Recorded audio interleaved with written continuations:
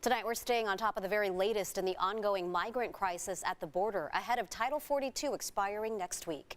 Good evening. Thanks so much for joining us on this Friday. I'm Marcella Lee.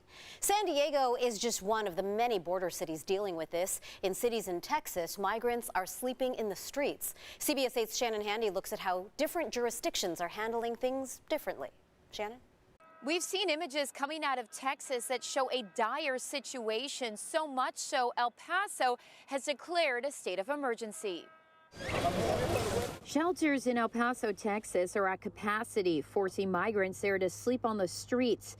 The city's mayor declared a state of emergency in an effort to create more temporary housing. And the reason why we're declaring a state of emergency is to make sure that we can stand up and be prepared. In San Diego, it's a much different situation. There have been no reports similar to what's happening in El Paso. I asked Pedro Rios, the director of American Friends Service Committee, why that is. What we're seeing is that the enforcement patterns differ to some extent.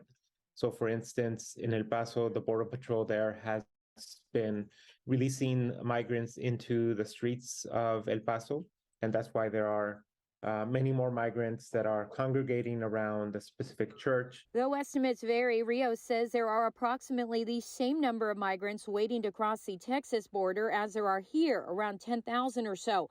But Tijuana has more shelters, more than 3 dozen, which may explain in part why they're staying in Mexico and not being sent here. The same thing would happen here in San Diego.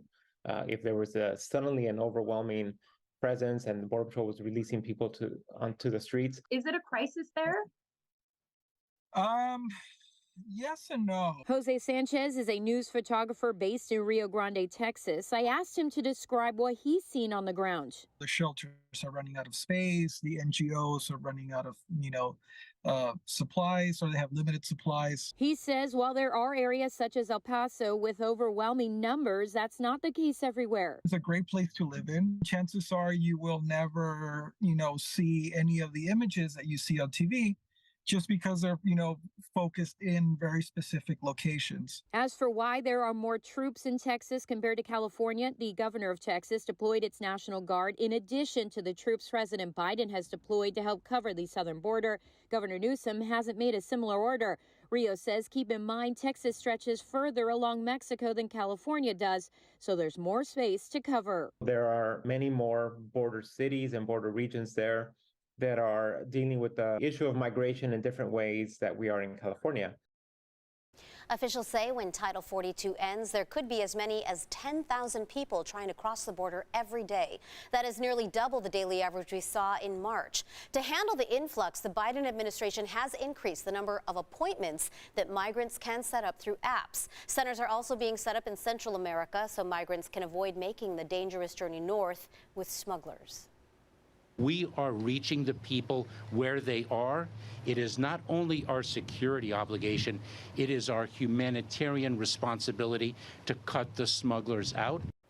Officials warn anyone entering illegally will be deported and barred from re-entry for at least 5 years. They may also potentially face criminal prosecution.